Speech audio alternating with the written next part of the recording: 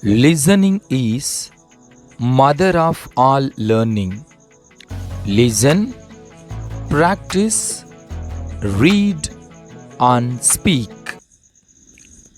A man wants to look at a horse. He is thinking of buying one for his daughter.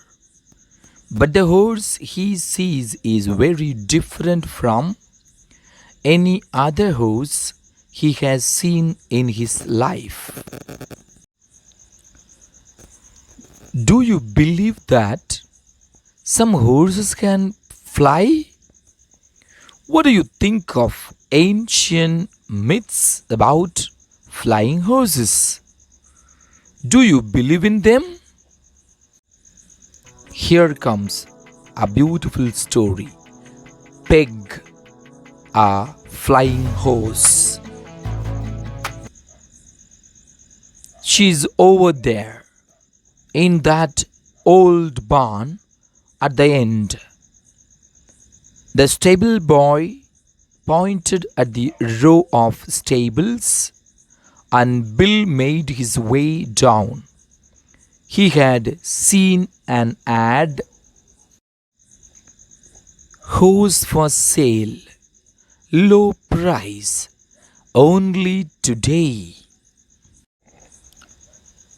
That's all it said. Bill had been thinking of buying a horse for his daughter for some time, so it seemed like a good place to start. He walked past the first row of stables. Horse heads appeared at the doorway. They twitched their ears and snorted at him. Their neatly trimmed manes and carefully combed coats shone in the sunlight. As he continued walking, the next three stables remained empty. Bill got to the last one and peered in. The inside of the old barn was in near total darkness. But what light there was flickered off the horse inside. He stepped inside the doorway, and the horse snorted loudly and let out a short, angry whinny. Bill stayed where he was, careful not to make any sudden movements and cause the horse any alarm. A couple of seconds passed, and Bill took another step inside the barn. His eyes adjusted to the darkness, and he could now see that the horse was all white. Its white mane shone in the small rays of light that made their way into the barn. "What's your name then?" said Bill, keeping his voice low and quiet. The horse shook its body in response and snorted through its nose. It stamped one of its hoofs on the ground. The inside of the barn was so dark, but Bill could make out the outline of the horse's face. Its two eyes like black coals.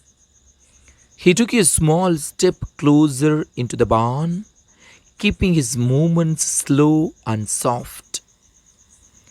Outside, he had seen the name Peg on a small sign attached to the barn. "Your name is Peg, isn't it?" he said.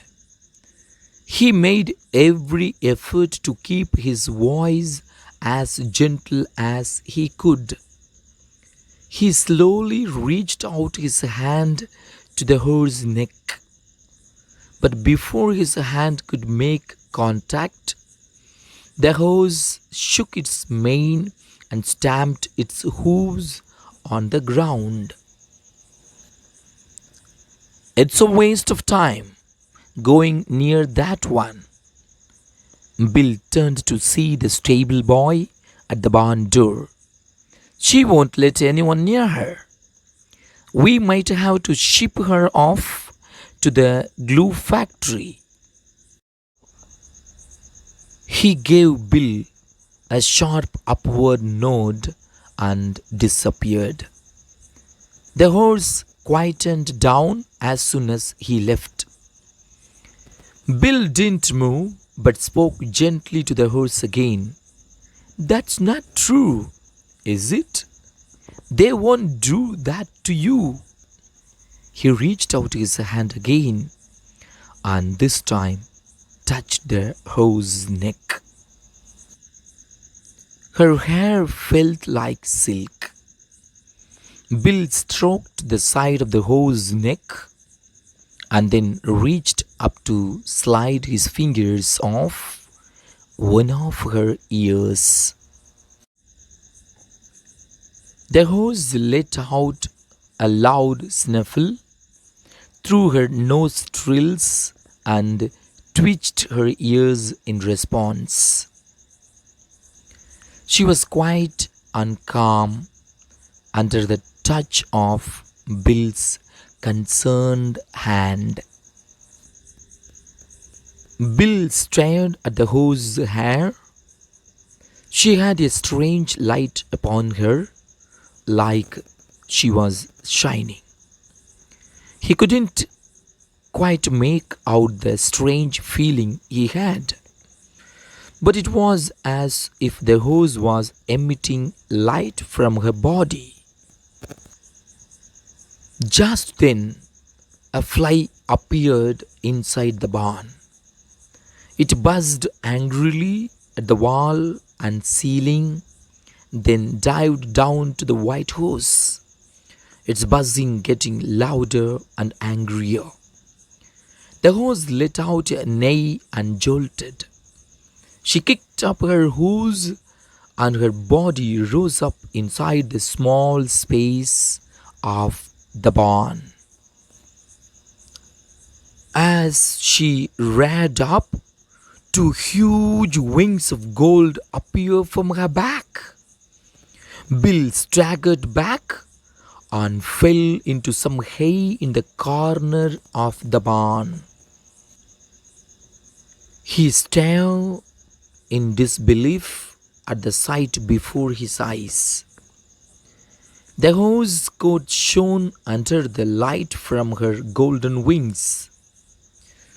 She shook the two wings, and sparks of gold and silver flickered from them and bounced off the walls of the barn. The fly's buzzing rose up in pitch, no longer an angry sound, but one of absolute fear. It found the exit and flew outside. The horse stood before Bill and was still for a moment. Her two wings held high above her body. She looked majestic. Then, a few moments later, the horse's wings folded and slid against her body, disappearing from view. The horse looked like any other horse again, just a white horse inside an old barn, waiting for someone to buy her.